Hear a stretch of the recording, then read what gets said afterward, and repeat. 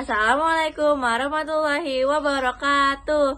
Halo sadayana, nepangkeun nami abdi Bakis Auliana Fiza di kelas 10 hiji. Abdi bade maca dongeng Roro Jongrang. Di zaman baheula, di hiji kerajaan megah di Jawa Tengah, aya hiji kerajaan anu disebut Parambanan. Kerajaan ieu dipimpin ku saruang raja bijaksana anu ngaranna Prabu Baka. Prabu Baka teh dipikawano minangka pamimpin anu adil tur hade. Sarta manehna boga putri anu cantik pisan anu ngaranna Roro Jongrang. Kacantikan Roro Jongrang teh kacida mantang ngagumikeunana. Nepi ka seueur, pangeran di kerajaan saejeuna anu datang pikeun ngadeukeutan jeung ngajak kawin. Tapi Roro Jongrang terus nampi tawaran eta kayalan nolak, sabab teu acan manggihan cinta sejatinya. Kerajaan Prambanan teh ngadeg pegah kalian istana anu endah jeung rakyat anu makmur. Tapi kabagjaan kerajaan ieu tahan lami. Sabab hiji poe kerajaan eta diserang ku raja muda di kerajaan tetangga anu ngaranna Bandung Bondowoso. Bandung Bondowoso teh kawentar ku kakuatan saktina. Maneh boga ambisi anu gede pikeun ngalegaan kawasanana. Bandung Bondowoso oge boga pasukan anu kuat jeung dibantu ku kakuatan magis ti para jin jeung setan anu nurut ka manehna. Perang antara kerajaan Prambanan jeung pasukan Bandung Bondowoso lumangsung kacida sangitna. Prabu Baka tarung nepi ka pangutungan pikeun ngajaga jeung ngalindungan kerajaanna, tapi akhirna manehna gugur dina peperangan eta.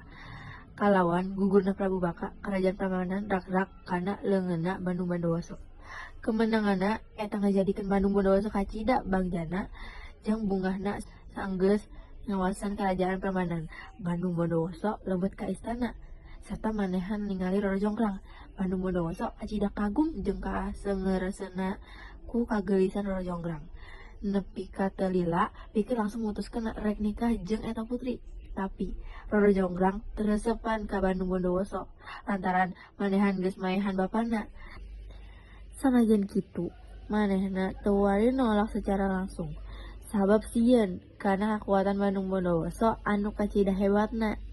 Ku sabab sieun eta, Roro Jongrang boga akal jeung nyusun hiji rencana licik. Manehna pura-pura nerima lamaran ti Bandung Bondowoso, tapi kalawan hiji syarat anu sigana mustahil pikeun kacumponan. Roro Jongrang minta Bandung Bondowoso pikeun ngadengaken 1000 candi dina waktu hiji peuting minangka kado pikeun pernikahan. Bandung Bondowoso narima tantangan eta kalian pinu kepercayaan jeung kayakinan. Peuting pun sumping. Bandung Bondowoso langsung nyauruan pasukan jin mantuan manehan ngawangun 1000 candi eta. Ku kakuatan magisna para jin gawe kalawan kacida gancangna. Maranehana nyusun batu jeung ngukirna jadi candi anu endah. Peuting eta kerajaan Parambanan pinuh ku keheranan sabab candi-candi mimiti nangtung hiji-hiji dina waktu anu kacida pondokna. Ningali kumaha gencanganna pagawean eta lumangsung. Roro Jongrang mimiti karasa hariwang. Manehna teu nyangka yen Bandung Bondowoso hampir bisa nyumponan syarat anu geus ditangtukeun ku manehna. Kalawan waktu anu geus sakitu saeutikna, Roro Jongrang mutuskeun pikeun ngalaksanakeun rencana kadua anu geus disiapkeunana.